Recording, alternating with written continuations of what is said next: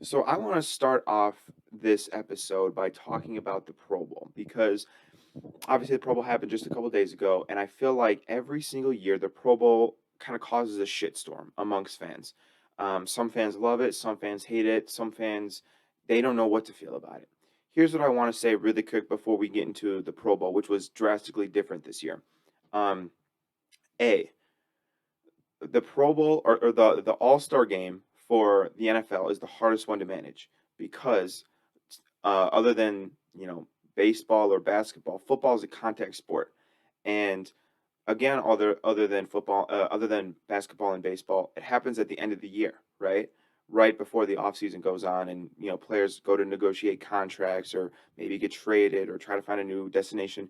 So getting injured in the Pro Bowl is devastating. It's awful, and in a contact sport like football, where injuries are um, so much more expedited than any other sport, it's a real risk to go play, especially against the best players in the league. To go out there and put your body on the line is not something that a lot of players want to do.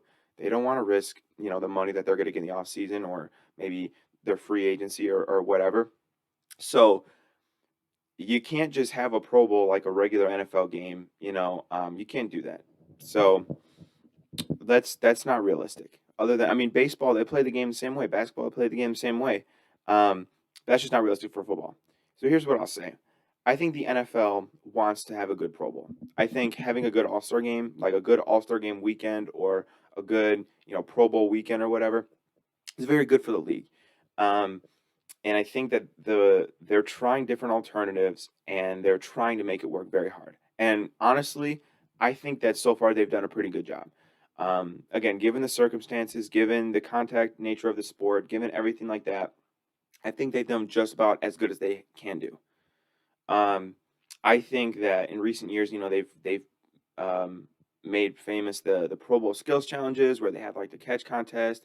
They've got dodgeball, and like I said in my last podcast episode, they really cranked that up this year. But what they added this year that was different than in previous years was they added the flag football game. Um, which honestly, I love the flag football game. I thought it was a really cool idea. I think it's really great. I had a buddy of mine this week tell me that in addition to it being cool to see like the best NFL athletes like play flag football, which I mean we've all played flag football, whether it be in a league, whether it be with our buddies, we've all played flag football. So to see that amongst the best NFL athletes is really cool. But additionally, it also raises more awareness, attention, money towards the NFL sponsored like flag football leagues or flag football leagues around the world, which is great. Flag football is great. It is the game we love without all the hits and the injuries and everything. Which I think flag football is the way to go for kids. So if you want kids to grow up and be football fans, flag football is the way to go. Seeing their favorite players play in the Pro Bowl, then they're going playing with their buddies. I mean, I think that's great. Um, that's really cool. Additionally, I actually thought that the flag football idea was a great one. Again, avoids injuries. You still get the guys, they can make their money in the offseason. But what you have now is you have, guys going full speed, guys going ham. If you're Jalen Ramsey, you're really going ham. Um, but it's so cool to see all the athleticism on display and to see those guys and throwing around and doing all that and having, like I said in the last episode, having Peyton and Eli as the coaches were perfect, perfect.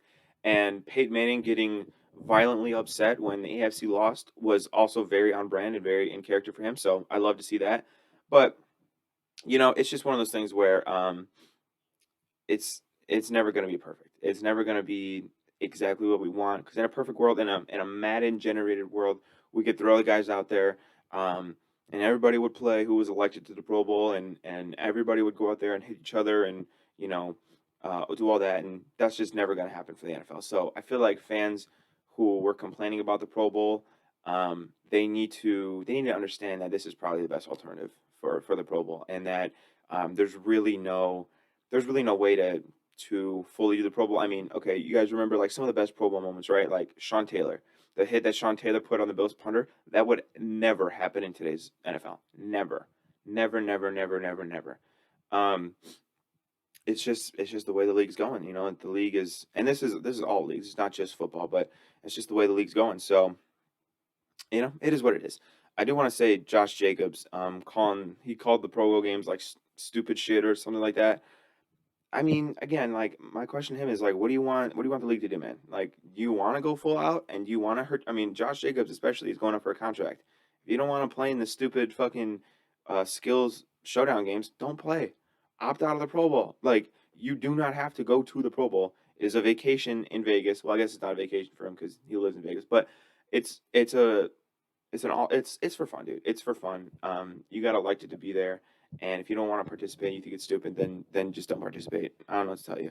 Um, but yeah, I just want to get the Pro Bowl stuff out of the way first, and then kind of go into the other topics of this podcast.